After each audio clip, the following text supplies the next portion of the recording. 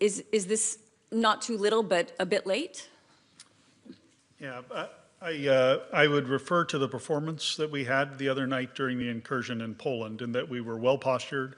The authorities that the North Atlantic Council had provided to SACEUR had been further delegated, and aircrew were able to act decisively on a meaningful tactical timeline to eliminate much of the threat that was heading into Poland. So I don't think we're playing catch up. I think we were postured fairly well for that event.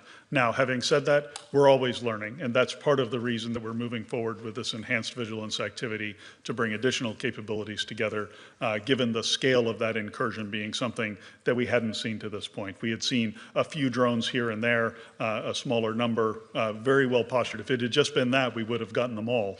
But clearly, with the number that came across the border, it's time to take a fresh look at this, and we're always learning. NATO is a learning organization. Allied Command Operations is a learning command, and we're going to do everything we can as we learn those lessons to incorporate them rapidly and ensure we're defending every inch of the alliance.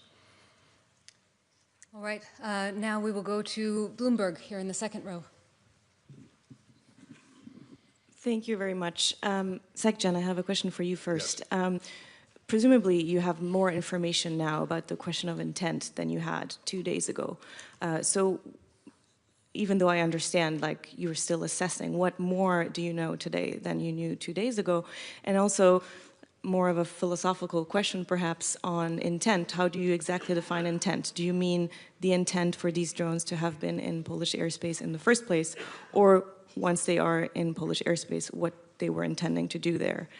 And SACEUR, I also have a question for you. I struggle to understand what exactly is new in this new Sentry program beyond assets that have already been announced and that are now being integrated. So if you could tell us exactly what the new assets are going to be. Thank you so much. Well, on your first question, obviously by day we get more insights. I won't share them with you, but I think that at the moment when we would have a full conclusion and we could share it with others, we could do so. And even that I'm not sure of, because that all depends, of course, on what we find. The only thing I can tell you, because I think whatever I tell you has to be the truth. And the truth is that at this moment we are still assessing. And at the same time, I think the question is relevant. What's behind this? But at the same time, it's not that relevant, because whatever yes or no, it was deliberate. It was anyway reckless. It was a bunch of Russian drones, even if they were not intent to go into Poland, if that would be the outcome of this. Or even, and of course, if it was the intent, that's even more serious. But in both cases, it is reckless, it is unacceptable. It is the Russians taking risk. We have seen this before in the Baltic countries. We have seen this before in Romania. And this is simply unacceptable. And that is why it is so important that on top of what we do already, which is the overall posture of NATO, plus the forward land forces we have on the eastern flank, that the Supreme Allied Commander has decided to launch this initiative to make sure that we defend the eastern flank even better with more flexibility. So a really good question. So we saw President Macron's announcement of providing the Rafale fighters. We have Danish F-16s that have been offered. A frigate has been offered. Some ground-based air defense capabilities have been offered. But I would ask that we don't focus on those specific items. The key to this is an entirely new defense design. So the previous way that we orchestrated ourselves on the eastern flank is we had individual air policing actions in different locations, and we had individual ground-based air defenses in several locations as well. And then, of course, we're working with nations on a case-by-case basis as we see threats. This is going to be a comprehensive and integrated approach, and with additional resources, we'll be able to plug gaps in the line. We'll be able to concentrate forces where we need to defend at a moment of a particular threat, and we'll have much better communication across the entire eastern flank so that it's truly an integrated approach to this defense. Thank you. Okay, we have time for a few more. We'll go to the fourth row in the center.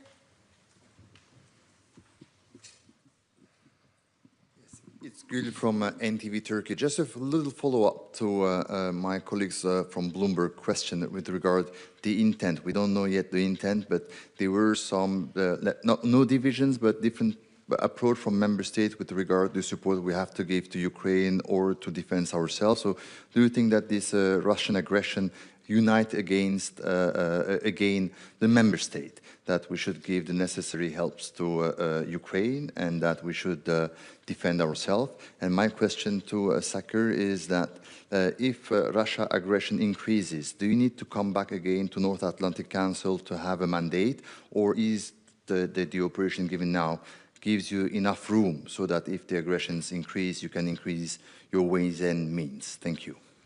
On your first question, as I said, we are assessing it, and again, the answer to that question is of course of relevance, but anyway, it is unacceptable what happened. And anyway, it is the Russians behind it, because these drones came out of Russia. So the question is then, was it deliberate or not? And of course that's relevant, but only to a limited extent, because in the end, whatever they did, it is reckless, it is unacceptable, and we cannot accept Russian drones entering European, EU, NATO airspace. Allied airspace. That is absolutely impossible, and that is why we need to defend ourselves against it. On your second question, it is and. And this is exactly what also the Supreme Allied Commander said before. One, we have our plans in place, and we can, as we speak, if any attack would take place on NATO territory, we can defend ourselves. And then, of course, we have the coalition of the willing, working on if there will be a peace deal in Ukraine. Let's pray it will be there as soon as possible. That we are able collectively to put in place the necessary security guarantees for Ukraine. We can do that. And what General Grynkewich today announced, we can also do, without spreading our resources too thinly. No, thank you. And I'll just add to what the Secretary General said. As Supreme Allied Commander Europe, I'm incredibly grateful for the NAC, for the authorities that have been delegated under the defense and deterrence family of plans that we have, including here during our peacetime period. And what this allows me to do on behalf of the alliance is to rapidly respond to these events. I'm very careful to execute those authorities with discretion and judgment, again, but very thankful to the NAC for allowing us to do this, allowing me to have the authority. Again, it enables a rapid response. I think that's important in this day and age when things move so very quickly, and we'll continue to move quickly to respond to this. Okay, we'll go to the third row, the man with the tie. Yes. Thanks for taking the question, Richard Huso, Finnish Broadcasting Company. This is for both the Secretary General and the Supreme Commander, if I may. The threat of airspace violations and drone attacks is obviously a shared concern for all allies, but would you say that countries with a longer border to Russia are more exposed in this regard, and could they expect some specific or enhanced help from NATO to tackle this situation? Thank you. Yeah, but of course the problem is this is about the eastern flank, because here is a direct threat to the eastern flank from, for example, drones or whatever could threaten our allies on the eastern flank. But more generally speaking, you know, I don't like that whole eastern flank thinking, because it gives the impression that if I live in Madrid or in London, I am safer than when I live in Tallinn, and that is not true. Because these latest Russian missiles, when they will be launched, they come down with 5 times the speed of sound, and they will take 5 or 10 minutes longer to reach Madrid or London than they take to reach Tallinn or Vilnius. So in that sense, let's agree that within this alliance of 32 countries, we all live on the eastern flank. Why is this eastern sentry so important? Because this concentrates on this very specific issue, which is airspace violations, and making sure, and whatever other threat there is there, that we can better and with more flexibility defend ourselves in that part of NATO territory. I guess I would just add for commentary, I have a fairly robust portfolio at the operational level of war of dealing with drone attacks from my time in the Middle East. Including large drone attacks from Iran toward Israel back in April of 2023. I'm sorry, 2024. The range that those drones can fly and the paths that they can take, we are all vulnerable to them. So the eastern flank provides a first line of defense for this. And if those drones get through that first line of defense, they can be paired with the ballistic missiles or other capabilities that hold the entire alliance at risk. So I do think while it is an eastern sentry line that we're working to defend, it is on behalf of the entire alliance that this is going forward. Okay, that's all we have time for today. Thank you so much for joining us.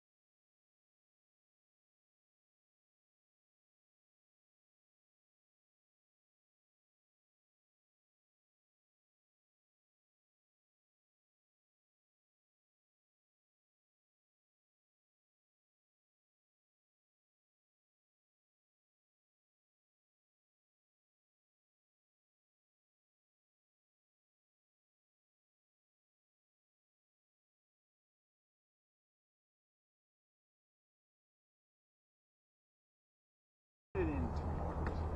When I get back, I'll put it in tomorrow. And I'll call it Mika,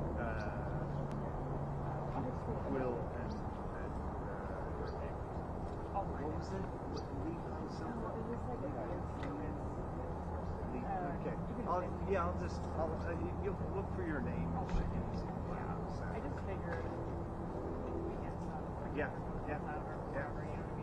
Sounds good. Okay. Thank you so much. No problem. Okay, sounds good. Okay, cool. Take care.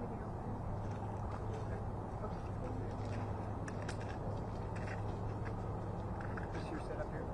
Yeah. So you're welcome to come on down in here. I'll just come and take. Yeah, no problem.